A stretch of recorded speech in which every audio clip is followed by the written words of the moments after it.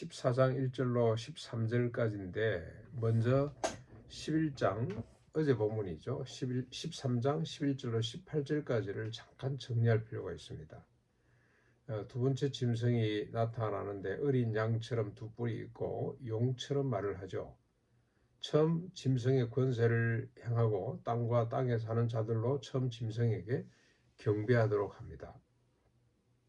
불이 땅에 떨어지도록 하는 큰 이적들을 행함으로 땅에 있는 자들을 미혹하죠. 땅에 있는 자들은 이런 데 잘 미혹이 됩니다. 큰 표적과 기사들. 그래서 처음 짐승을 위해 우상을 만들게 합니다. 경배하지 않는 자는 죽임을 당하게 되는데 큰 자나 작은 자, 부자나 가난한 자유인이나 종이나 할 것 없이 오른손이나 이마에 666표를 받게 합니다. 이 표를 가진 자 외에는 매매를 못하도록 만듭니다. 그래서 여기에 대한 해석이 분분합니다만은 666표를 받고 경제활동으로 얽어매는 거죠. 이 표를 받지 않으면 경제활동 자체가 안 되도록 만들어버리는 결국 물질입니다. 물신. 나중에 이제 마지막 최후의 전투를 앞두고도 음녀가 세상의 군왕들을 완전히 자기 편으로 만드는데 그 비결이 뭐냐? 물이죠. 물건, 물질, 돈으로 그들을 사로잡고 어린 양 그리스도와 함께 맞짱을 뜨도록 만드는 겁니다. 오늘 본문에 보면은 또 요한이 봅니다. 뭘 보자? 어린 양이 시온산에 섰고 그와 함께 14만 4천이 서 있는데 그들의 이마에는 어린 양과 그 아버지의 이름이 씌어져 있습니다. 666표가 아니고 어린 양과 그 아버지의 이름, 하나님의 이름이 씌어져 있습니다. 그리고 요한이 하늘에서 나는 소리를 듣습니다. 많은 물소리 같기도 하고 큰 우레와도 같은 소리, 검은고 타는 소리 같기도 합니다. 그들이 보좌 앞과 내 생물과 장로들 앞에서 새 노래를 부르는데 이 노래는 속량함을 받은 그리스도의 이름, 하나님의 이름으로 인침을 받은 14만 4천 외에는 능히 배울 자가 없는 노래입니다. 여러분, 우리가 노래를 자주 부르죠. 오늘날 우리에게 일용할 양식을 주옵시고 노래를 부르는데 세상 사람들은 666표를 받은 사람들은 이 노래가 무슨 뜻인지 알지 못해요. 일용할 양식을 어떻게 살란 말이냐? 그러면 농사나 짓고 어떻게 자연인이 돼 살아란 말이냐? 이런 소리를 합니다. 이해를 못해요.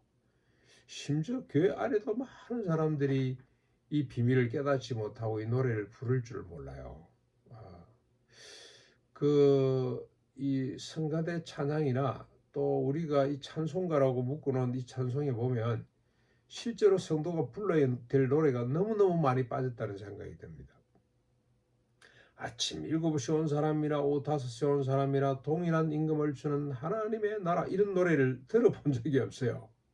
그렇죠? 이 노래를 알지 못하는구나. 그래서 우리 수도원에서 곳곳에 이제 하나님 말씀을 좀 걸려고 하는데 해상 사람들이 도무지 이해하지 못할 것 같다는 생각이 듭니다만 그래도 하나님의 백성들 그리스도의 이름이 이마에 씌어진 사람들은 알겠죠. 이게 그런 뜻이구나. 여기에 진리가 있구나. 그 작업을 우리가 속히 좀 해가야 되겠다는 생각입니다. 이 사람들은 4절 5절에 보면 이 그리스도의 이름 666표가 아니라 그리스도의 이름 하나님의 이름으로 인침을 받은 이 사람들은 여자와 더불어 더럽히지 아니하고 순결한 자라. 여기 꼭 음란이라기보다는 이 여자는 우상으로 보는 게 맞고요. 순결한 자 이걸 또 직역하면 수총각이 돼. 수총각. 결혼하지 않는 사람 이렇게 볼 수가 있습니다만 아무튼 666 우상과 짝하지 않은 사람, 우상에게 미혹되지 않은 사람 이런 사람들입니다. 666 표를 받지 않은 사람들. 어린 양이 어디로 인도하든지 따라가는 자입니다.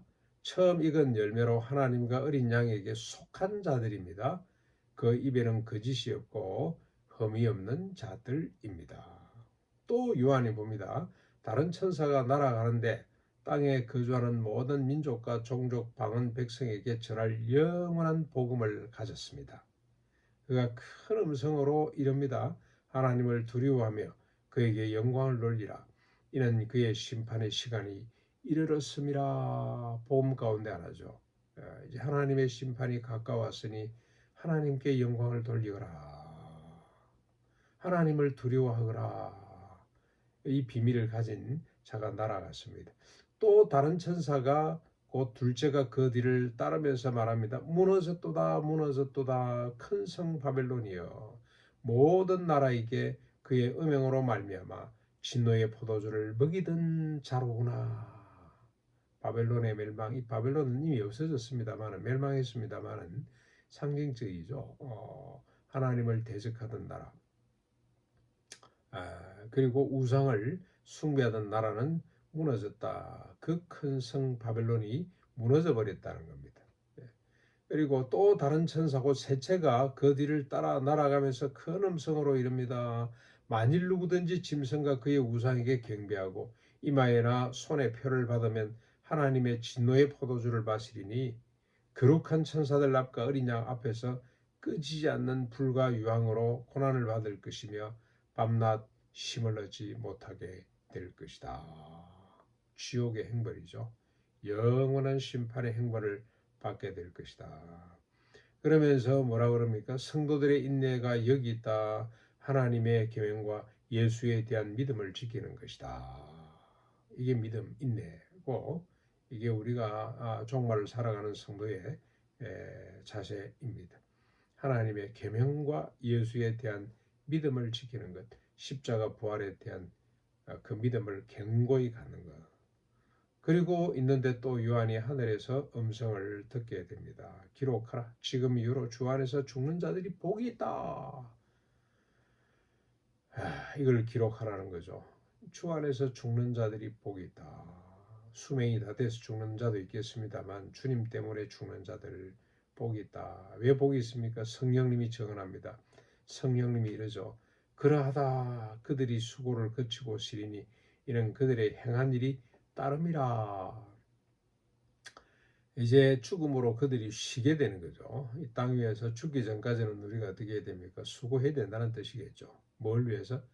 하나님의 계명을 지키고 복음을 전하기 위해서, 십자가 부활의 비밀을 세우기 위해서, 전하기 위해서 우리가 밤낮으로 수고를 해야 되고 하나님의 나라와 일을 쫓기 위해서 밤낮으로 수고를 하는데 죽음은 쉬는 시간입니다. 네, 잠시 이제 쉬고 주님이 재림하실 때 깨어나서 영원히 왕노릇하게 되는 것입니다. 그런데 뭐가 남아 있습니까? 그가 행했던 일들이 남아 있습니다. 이 따름이라 이 말은 남아 있다는 것이고 그의 뒤를 따르기 때문이라 이렇게 번역한 성경도 있습니다만 그의 행한 일이 남아 있다. 비록 그 사람은 김용기는 떠났지만 그가 행한 일이 남아 있는 것처럼 오늘 수도원을 섬기는 우리는 떠나지만 우리의 행한 일이 남아 있게 될 것이다. 그 말입니다. 오늘 성도로서 우리가 666 표를 지금도 받으라고 그들이 위협하고 그들이 우리를 억압하고 있습니다만 받지 않는 자로 매매를 못하는 자, 세상에